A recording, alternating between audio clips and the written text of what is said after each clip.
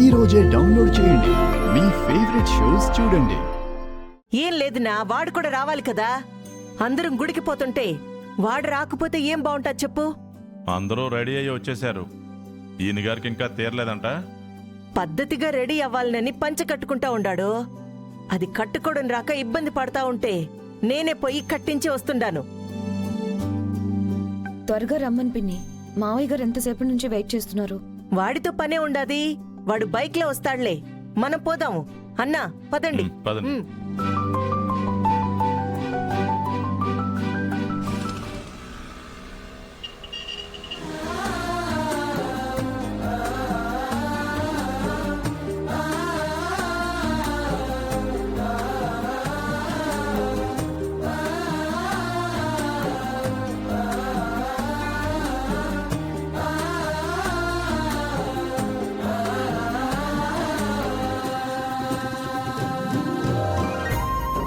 చూసావా అత్త, నేను కూర్చోవలసిన ప్లేస్ లో అది కూర్చుంది. నా కళ్ళ ముందే బావ తనతో ఎలా ప్రవర్తిస్తున్నాడో చూడు. గుండె మండిపోతుంది తెలుసా.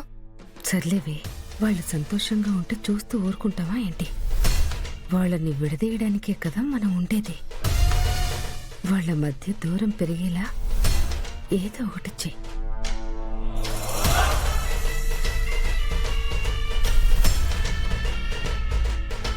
అబ్బా ఏంటి బావ ఏసీ రావట్లేదు? కాస్త ఏసీ పెంచు. అలాగే. గాలి రావట్లేదు బావా. బయట ఎండగా ఉంది కదా, ఉక్కబోస్తుంది బావా.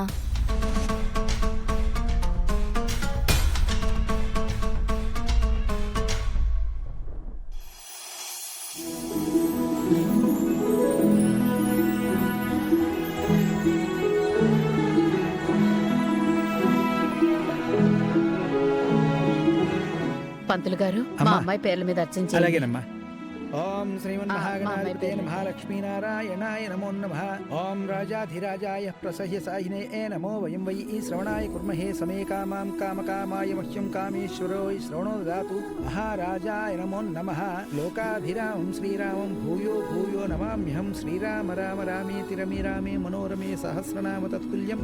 అమ్మా, ఈరోజు శుక్రవారం, కార్తీక మాసం చివరి రోజు. భక్తులు ఎవరైనా కాని వారి మనసులోని కోరికలను గాని సమస్యలు గాని స్వామివారికి విన్నవించుకొని, అదిగో ఆ మెట్లు చూశారా?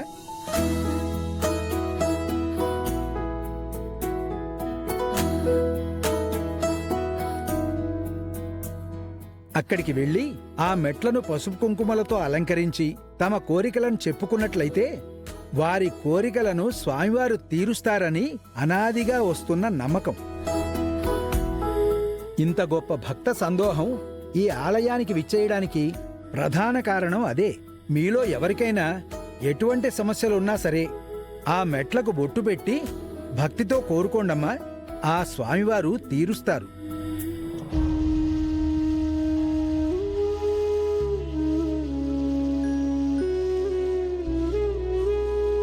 మా ఇంట్లో సమస్యలు తీరాలని, మా అక్క కాపురం బాగుండాలని, త్వరగా అప్పుల్లో నుండి బయటపడి అందరం సంతోషంగా ఉండాలని స్వామివారిని కోరుకుంటే బాగుంటుందేమో. అమ్మా, ఇక్కడే ఉండు, ఇప్పుడే వస్తాను.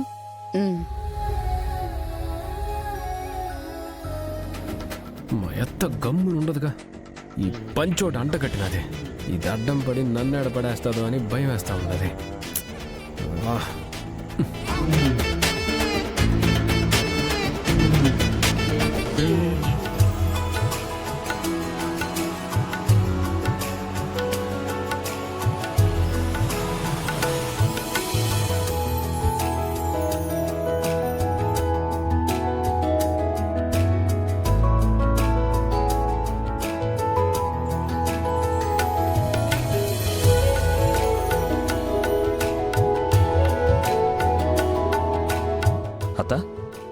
వీడింకా రాలేదేంటి?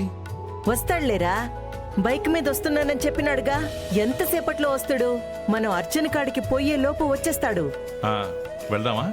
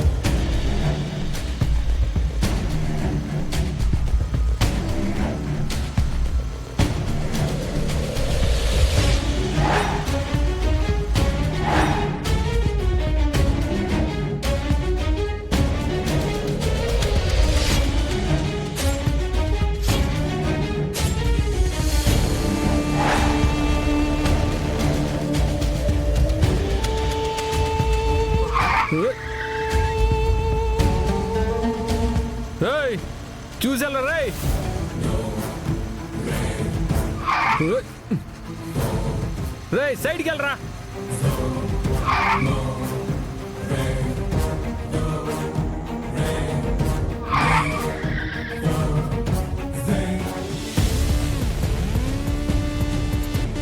రేయ్ ఇంట్లో చెప్పొచ్చినావా? ఏంది ఇది? డ్రైవింగ్లో హెడ్ ఫోన్స్ పెట్టుకొని పోతా ఉండవు ఏంది? రోడ్లో ఉన్నాను అనుకుంటివా, మీ ఇంట్లో ఉన్నాను అనుకుంటివా? పాటలు అనుకుంటా నువ్వు బాగానే పోతావు. వెనకొచ్చేవాళ్ళం కదా ఇబ్బంది ఉండేది. ఓ, నన్ను గుర్తుపట్టలేదన్నమాట. ఇట్లా పోతున్నావు అంటే ఏ లారీనో బస్సునో వచ్చి గుద్దిందనుకో నేరుగా పైకి పోతావు. నన్ను తిడుతున్నావు. దీనివల్ల నువ్వు ఎంత నష్టపోతావో నీకు అర్థం కావట్లేదు. ఓహో, చేసుండే తప్పు మళ్ళా నన్నే బెదిరిస్తా ఉండవా? ఏం చేస్తావు నువ్వు? గుడికి పోతున్నాను కాబట్టి గమ్మునే పోతా ఉన్నాను. అదే మామూలుగా అయి ఉంటే ఇంకో లెక్క ఉండేది. వద్దు, అనవసరంగా నన్ను రెచ్చగొడితే నువ్వు నీ ఫ్యామిలీ అందరూ ఇబ్బంది పడతారు. నీ దారిని నువ్వు పో. ఎవడురా నువ్వు? ఏదో పెద్ద ఎమ్మెల్యే ఎంపీ మాదిరి మాట్లాడుతూ ఉండవు. ఏం చేస్తావు నువ్వు? ఇదిగో కాళ్ళు చేతులు ఇరిసేసి రోడ్డు పక్కన కూర్చోబెడతాను, ఏమనుకుంటావు? నేనెవరో తెలియక రెచ్చిపోతున్నావు. నువ్వు ఎవడు అయితే నాకేంద్రా? చెవులు హెడ్ ఫోన్స్ పెట్టుకొని పాటలు ఎన్నుకుంటా పోతా ఉండవు. ఏ పొద్దునే గొడవ పెట్టుకుందామని వచ్చినావా? నీకంత సరదాగా ఉంటే ఏండే ఉండు, గుడికి వెళ్ళి వస్తాను, అప్పుడు చూసుకుందాం నువ్వెవరో నేనెవరు. సరేనా? ముందు రోడ్డు మీద తిన్నగా వెళ్ళడం నేర్చుకోరా. ఏదో పెద్ద పిస్తా మాదిరి మాట్లాడుతూ ఉండవు.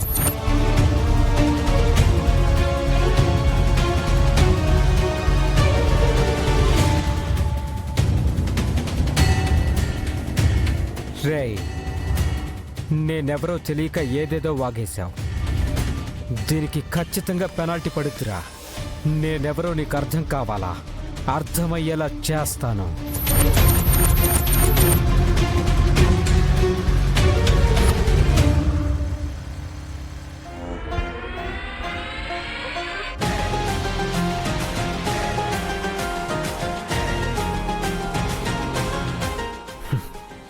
మా అత్త నా మీద పగబట్టు ఉండదే, లేనిపోని అన్నీ చేస్తుంది.